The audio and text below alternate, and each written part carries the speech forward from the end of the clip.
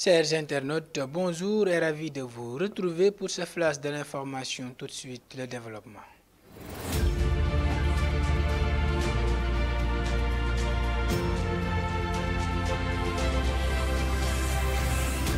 Nous démarrons avec le quotidien de l'information qui s'inquiète du rythme d'endettement du nouveau régime. Après 450 milliards d'euros empruntés début avril, l'État du Sénégal a levé plus de 250 milliards de francs CFA supplémentaires. Le journal citant le communiqué de la Bourse régionale des valeurs mobilières informe que les nouvelles autorités ont obtenu 3 emprunts obligatoires d'un montant de 265 milliards de francs CFA.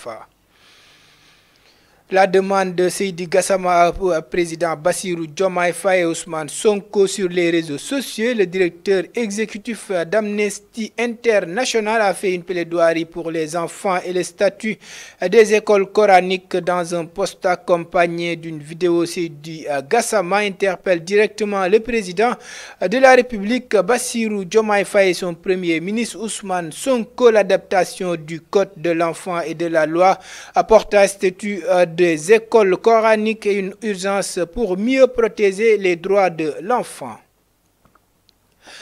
Parlons des faits société. Une arrestation de l'homme suspecté d'avoir tué la mère de son ami Lamine Fati, le fugitif qui avait asséné des coups de coupe-coupe mortels à la mère de son ami Etienne Diatta, a été retrouvé après une cavale qui n'aura duré que le temps d'une rose. Informée de son acte ignoble, les populations de la bande transfrontalière liée avec celle de la Guinée-Bissau se sont impliqués dans les stratégies de recherche. C'est ainsi que le présumé meurtrier est tombé dans leur filet. Il a été arrêté et remis aux forces de défense et de sécurité.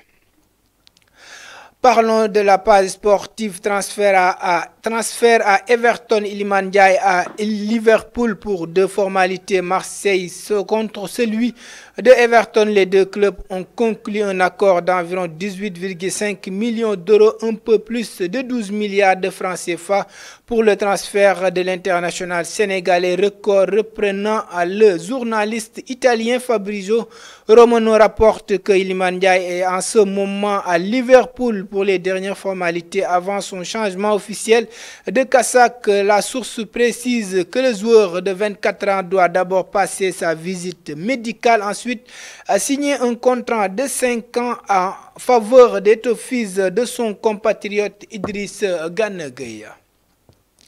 C'était tout pour ce flash de l'information, chers internautes. Nous vous laissons passer une excellente journée accompagnée des programmes de l'Évidence TV.